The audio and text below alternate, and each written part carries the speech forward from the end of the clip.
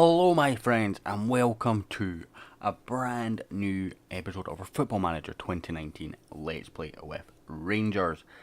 Today we are going through our transfers. As you can see, we've got scroll bars on both sides. It's been a busy month. We've still got a nice, happy 18 million left to spend and money in the wage budget as well. So, we've made this transfer business work. We're going to start with the ins. We brought in Ryan Kent, former player of ours. We didn't get to see him much. He played 6 times the last time before getting knocked out injury, and then I sent him back in the January. He signed for 1.5 million, rising to 2 million depending on appearances and stuff. Fairly solid backup player to have. We've got David Rea in, quality goalkeeper for 5.75 million, already valued at 7 million. I used him, I think it was FM19 in the Blackburn side when he was really good then. So I'm excited to use him again. I know he's rated as one of the better young goalkeepers on Football Manager this year. We've got Ben Mackey in the regen, who always scores against us from Aberdeen. He's cost us a fair whack of cash, 3.5 million, rising to 6.5, based on appearances, international appearances, all that good stuff. So if he doesn't make it, we don't lose anything. But right now he's still valued at 3.1 million. Very good young player, 17 years old, a very good backup. We've got Declan Glasson from Dundee United, young player as well. Midfielder, probably not going to be quite as prolific as Ben Mackey, but I just seen him as a long-term backup. We've got Liam Kelly in and for 91k from Livingston. And this sort of gave me the option to loan out Robbie McCrory and Kieran Wright and not hinder their development while having a homegrown player in goals, which frees us up a slot for outfield, so it was kind of just he's the best goalkeeping option for that. But he is fairly solid. We've got Marco Bulat from Sibnik for very little money. This guy looks absolute quality as a ball-winning midfielder. We're going to retrain him as a half-back though. Maybe not quite good enough in the air. He's currently playing with the reserves. Just going to have a season down there and see where we can develop him. But I'm very excited for this lad. At worst, I think we could make a ball-playing defender out of him if it doesn't work out. We've got Dominic Solanke on loan. He's our primary striker. We've actually signed a few since. He got injured in pre-season, so he's out for another month, so we've not seen him in a Rangers shirt yet. One friendly managed before he got that training injury. Really frustrating, but I see this guy coming and scoring lots of goals. Contract wise, he's got another year in his Liverpool contract as well, so if we play this right, we could maybe snap him up on a free at the end of the season. We've got Timothy Fosu Mensah coming in from Man United, also on loan, fairly cheap wages. Again, United contract's got 2 years on it, but he's in for the backup. We've got Malcolm in on loan from Barcelona. So many people have raved about this guy. But I was looking at it, Celtic had made an approach for Oxlade-Chamberlain, and initially I had went for Oxlade-Chamberlain and I was scouting him as well. Initially made an offer to loan, they wanted 96k a week. I was like, yeah, that's not going to happen. And then I was just going through my scout reports and it said he's been loan listed, and I went, he wasn't loan listed before. I'll go and see what wages they're wanting now. 22k a week this guy's costing us. Again, he's not played a game because he went to the Olympics. I think he had one friendly before going to the Olympics for Brazil. He's got 2 years on his contract at Barcelona, so this is going to take a bit of work if we want to keep him. But as a loan signing, what a player. We've got Patrick Robertson as well on a free transfer, already worth £10 million. Now, I know he's played for Celtic, he's a bit of a Celtic fan favourite. But I think if you can sign a player that's going to cost 10 million, that's going to be valued at 10 million the minute he walks in the door, he's got English premium for his fees as well, meaning that we give him 12 months, we maybe make £20 million off this player for 10 grand a week. It's such a no-brainer signing for me in terms of just bringing someone in, giving him a season, selling him on, and it gives Ben Mackey that season to develop as well to be a first-team player. Herbie Kane in on a free, similar sort of logic, not as prolific but a lot of potential about him. Again, retrain him as a half-back, so he will hopefully do a decent job. We've got Marouane Fellaini, who will be our first choice half-back this year. What a player, free transfer, again valued at just under £11 million, 20 grand a week, 32-year-old Belgian. But again, what a player. We've got Alessandro Rossi. This player was recommended to me in the FM Rangers group as a player who you could get for a free, and I couldn't see him. So I just popped in a search, found him as a free agent, and went, actually, do you know what, bring him in on trial, see what the scouts say. They didn't really rate him, but at that point we only had Solanke, who just got injured, John Hughes, and I can't remember who the other striker was. And there was a gap in ability, and it was kind of one of those where, do you know what, I need to have someone that's between Solanke and the developing youngsters. So I brought in Alessandro Rossi, who's had a fairly good start for us actually. He's played 3 games, 1 off the bench, and scored 3 goals. So, you know, that's in competitive football as well, so helpful stuff. Ryan Gold comes in for 575k. What a steal this is from Sporting Lisbon. He's not going to really be first choice, but again, he's a homegrown player in terms of country, in his case rather than club, like Liam Kelly, who is a fairly solid backup, and I think that is really important for us to get. And you're not going to get much of a better deal than 500k for Ryan Gold, who's got development options as well. So I'm fairly glad to get him. Shinji Kagawa comes in on a free, again just as a backup option really, but a very, very good option at that. Initially I thought I'll bring him in and he can rotate with Jadis, but then we've got another lone player further down, which means he's sort of a backup option, but we'll go into that. We've got Brendan Galloway on a free. Initially wasn't going to go for him, but we sold a player in that kind of position, so I needed to bring someone else in cheap, and really £3 a week.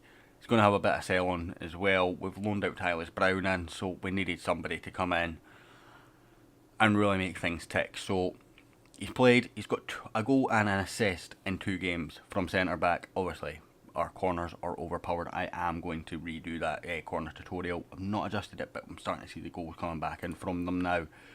Then we've got Carlos Elena on loan. Again, I think his contract's maybe only got a year or 2 left, so we're going to try and renew this contract at the end of next season. Keep him again, and he's absolutely phenomenal. 2 goals in the Premiership in 2 games. One of those was a thunderbolt of a free kick. I can't remember what the other one was off the top of my head. In fact, I do remember it now. It was against Aberdeen. Either way, very, very, very good player with a bit of potential. And again, if we can renew him, we can maybe get him on a free at the end of next season. Gianluca Itter comes in from Wolfsburg for 2.3 million, 14 grand a week wages. Very, very strong backup for Borna Barisic. But what I like about him is he's a very good backup just now. You know, he's sort of equal, maybe slightly better than what Salah was. But he's got all that room to grow. And I think that's what we needed. You know, eventually we're going to lose Borna Barisic. We had a lot of interest in him during the summer, and need to be having someone developing behind him to be just a ready-made replacement, because reality is, whatever we sell Barisic for, we're never going to be able to replace him directly. So having someone who's ready to come in and take that mantle is important. We've got James Ireland, a regen. He's gone into the youth team basically just now. Bit of potential about him. We've got Felix Paslak on loan. He's going to be our first choice right back, I believe, this year. We'll maybe see though, but we're going to rotate between him and Tavernier, see who's better. Right now, Paslak can't play in the Europa League because he wasn't registered in time. So he's only playing league games just now. He's played 2 out of 2, which has left Tavernier fairly fit for the Europa League games as well. But I like the look of this lad. Again, if I mind correctly, his contract's up at the end of the season. So, you know, again, maybe another snap up there. I've got a few more players that we've got. Kyle Roberts, Danny McAllister, and are both regens. So Kyle Roberts is a goalkeeper with 4-star potential. My scouts were reckoning 5-star, but 4-star is good enough for me. He's coming in as our 3rd choice goalkeeper for this season. And someone that's just another goalkeeper that's developing. Hopefully when we make something out of one of them. And Danny McAllister, who is a left winger inside forward. Again, his potential was at 3. Again, it was shown as 5-star from my scouts. It's been negotiated to 3 since he came in. Already loaned out, because the only way I could get him was to agree to develop him. He wanted cup games, so I negotiated it to say I'll loan you out rather than giving you cup games, because I genuinely don't think he's ready for any sort of big sort of cup games right now, stat wise. So he's away out on loan to Arbroath. Craig Halkett comes in. Again, I was struggling with Champions League squad rules, and Halkett is again another decent player that's a defender, which was where we don't have great numbers in defence, you know, compared to midfield and going forward, as you'll see in a minute. We needed somebody that was able to come in and just fit in as a homegrown slot and be a backup defensive option. Halkett physically is not the kind of defender I like. He could probably fit into the Katic role because of his jumping reach and his heading and his bravery. But other than that, he's not got the pace for the high line that I like. But again, he's just a backup option who was very, very cheap and is homegrown status, so that kind of helps. And then we've got a couple of big signings. We've got Jason Cummings in from Nottingham Forest, and initially I wasn't going to go for Cummings, but then the homegrown status was becoming a bigger and bigger issue. We're having to leave more and more players out, and I kind of just went, you know what, at worst we make a bit of profit off Cummings. It's good to be a backup striker, and we make a bit of profit. Fairly prolific in this level in real life, so hopefully we can bring him in, get him some games, get him some goals. And then a big signing, 4 million from PSG, is Hesse. We're paying 21 grand a week for his wages. Can play left wing on inside forward, right wing, number 10 if we want to play number 10, and up front. £4 million already valued at 9.5. We've got him on a 2-year contract with PSG paying 14 grand till the end of this season, which will be fairly helpful. You know, he's not really got a run of games for PSG last season. Hopefully can come in this year and get that run of games. So that's £90 million worth of ins. We've got £37 million worth of outs to go through. So Doran's renewal was going away on a free transfer. Jamie Murphy away to Barnsley for £1 million. Lawrence Shankland, don't know where Hibs got the money from. Don't really care. A transfer listed him. I didn't think he maybe matched up to what I was kind of hoping he would. He wasn't really showing development. Hibs offered, so a transfer listed him. Hibs came in with a bid, and I said, right, give me £4.5 million and rise up to 5.5. Free transfer last year. He's gone to Hibs, 3 games, 1 goal for them. Don't know where they've got the money. Don't care. We got a lot of money for a player that we signed for free last year who didn't really make the grade. And that is a good way of working out. Greg Docherty away to Birmingham for 450,000. They've got a steal there, but his value is just going to go down. He had, I think, another year, maybe 2 years on his contract, and I think this was the right time to sell. Unless I got him a perfect loan, his value isn't going to go up, and we'd have lost money. Ryan Hardy away to Kilmarnock on loan, and again, this was a tough one, but they actually offered to take him as a key player status, if I remember correctly. As you see, played the Betfred Cup, 4 games, 4 goals, 1 assist in the league in 1 game, and 1 off the bench. But he's in as a key player for them, and they're paying, I think, 5 grand a week plus a bit more if he doesn't play. Tyus Brown away to Hibs on a similar kind of deal.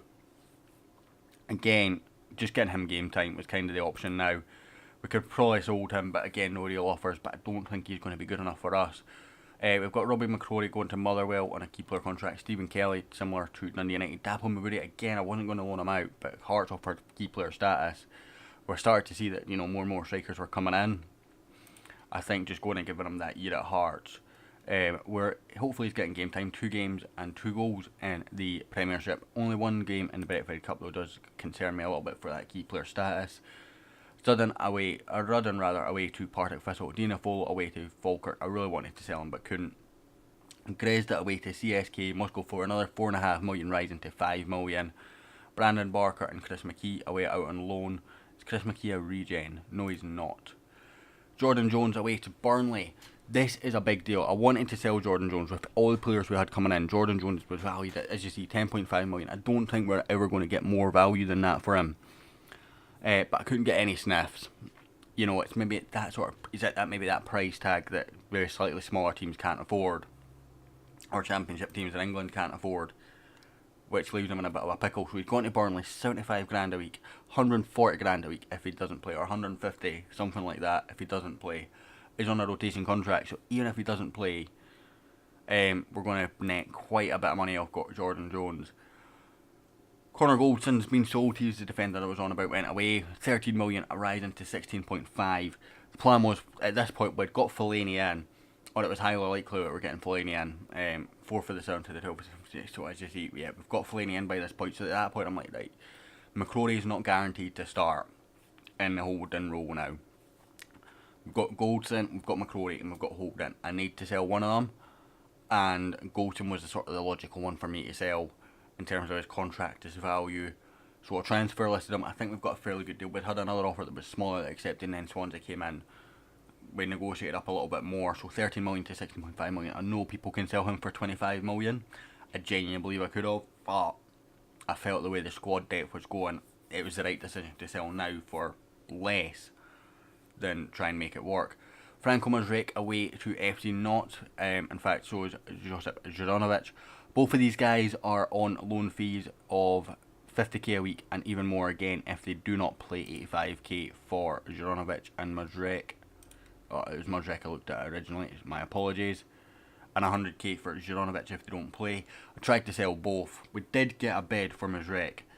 The worst bid I have ever seen. It literally comes up. You've got to pay 165,000 loyalty fee, is what I had to pay Mazurek for selling him.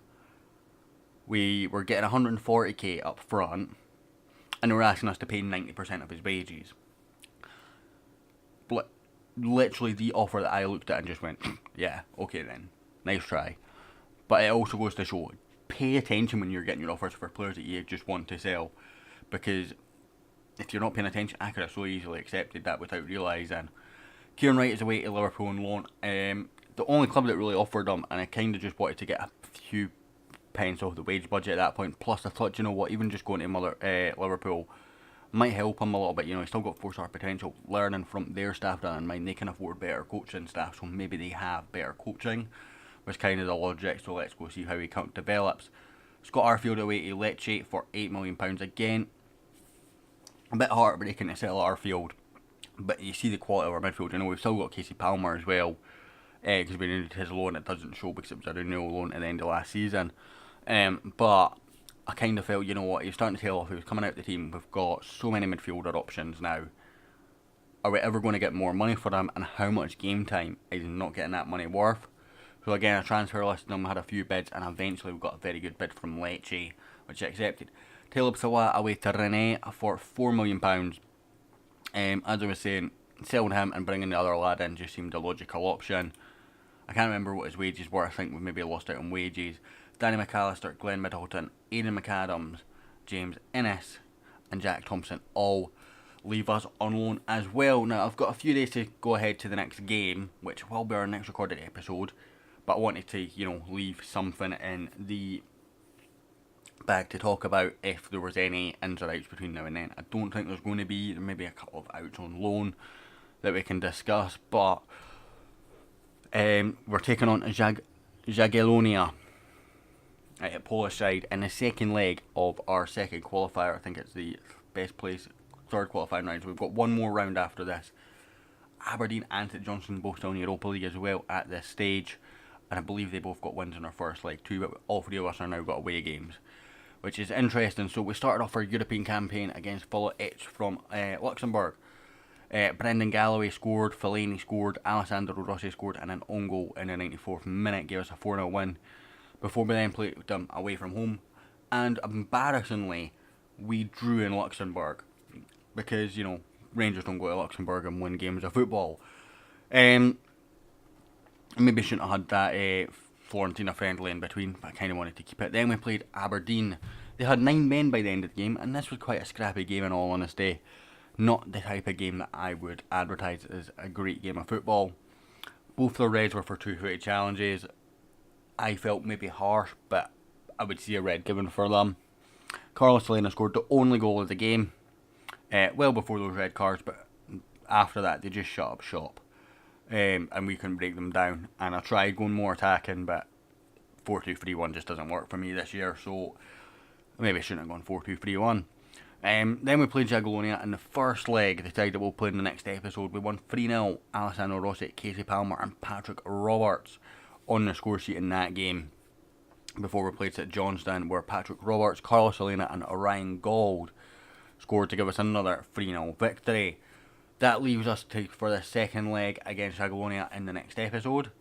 The league table currently has us third, behind on goal difference and alphabetical order to Celtic and Dundee United. Celtic won their first game of the season 7-0. They played Rafe, so a bit of an easier game than Aberdeen. While we played and then have beat Kilmarnock at 1-0. St Mirren and Hamilton, again, 2 slightly easier games for the newly promoted Dundee United, but still a good start for a team that's just came up. And obviously we've had our 1-0 and 3-0, 2 clean sheets for us, which is good. We've not had all our players available. You know, Manor Solomon, I think, has only played 1 game of all of that, and I'm pretty sure, I'm trying to think, Solomon, who is absolutely key for us, and if I remember correctly, Antonio Marin got injured as well. Where is Solomon? Yeah, as you see, 1 Europa League game, 1 league game, so he's just getting back into the game now. Who wants him? That'd be interesting. Renee, yeah, can't afford him. I'll tell you that now, they cannot afford him. Not had Malcolm play yet, of course. Casey Palmer still in there, but again, this is a big squad. I'm trying to get John Hughes out on loan to get him some game time, and there's a few other players that I'm still trying to get out on loan. Finn Akerpoint made his debut against Aberdeen off the bench. Barisic was suspended. We played the other lad and we brought Akerpoint on. He's not maybe developing as much as an attacking fullback as I would like, but as a defensive option, he's looking pretty solid for the future. I'm going to end this episode here. It's went on way longer than what I expected it to, guys. Thank you so much for watching. I hope you enjoyed. If you did, hit like, hit subscribe, and I'll hopefully catch you all next time.